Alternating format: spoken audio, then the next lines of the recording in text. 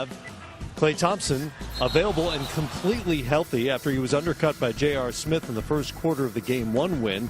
He left with what the team called a left lateral leg contusion. That seems to be their go-to diagnosis lately. But then he quickly returned and played really well with 24 points, including 5 made three-pointers in 10 attempts. He, Steve Kerr, Steph Curry, Kevin Durant, just about anybody who has been asked over the last day or so have all said they believe he'll be available for Game 2, but you don't really know until you know for sure, yeah, right? You're right. I think the great sign was he got a chance to finish that game and played 45 minutes, and you saw those stats. And then the 2 games in between will definitely help him. You still worry about an ankle contusion or a sprain because it's just something that lingers, but I think Klay is understanding right now this moment is so big. If you're not injured, you probably gonna always play hurt. Klay Thompson has been incredibly durable for the Golden State Yes. Warriors, and he describes himself as having a very high pain tolerance as well. Those all factor in as he gets set to hopefully Doesn't do play painkillers though in Game 2. Well, I think we're gonna hear that in a moment. Let's hear what he had to say inside. Just my ankle's just sore and it's a little stiff at the moment, but I'm gonna do what I can these next 20 hours or so to loosen it up as much as possible, get some stability back, and I'm optimistic for tomorrow. So that's a hard part of the game we all have to endure, and you got to let it go. It happened. I just got to move on. Is it the kind of thing a painkiller would help?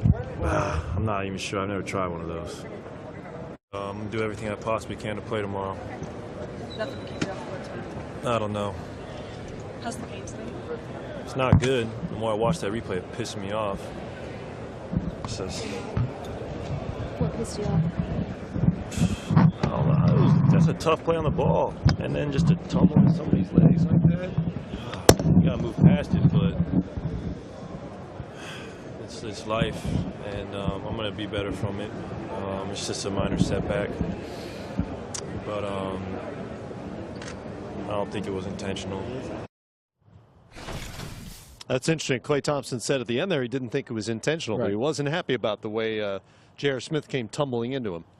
Yeah, sometimes you just look at guys. I've had some teammates and say, well, you always falling up against your leg. And I think that's the one point you just look and you get a little bit upset because some people don't fall right. Some people don't throw their hands the right way naturally. Yeah. But it was tough. And I think into JR's defense, he slipped.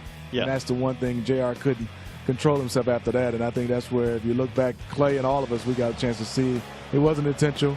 Plus, JR is going for the steal, but when you slip, he obviously undercut him. And J.R. Smith, if you remember the play, also immediately turned to put his hand on Klay Thompson's back. Obviously not intentional, and Klay said as much as well. But anybody who's played basketball knows you're in some positions you are just very vulnerable. You are. And when you feel something up against your legs, it stirs up some emotions because you realize you're not in control of what happens next. You know, and I heard ankle. It's just funny how, as a former player, ankle, you're like, okay.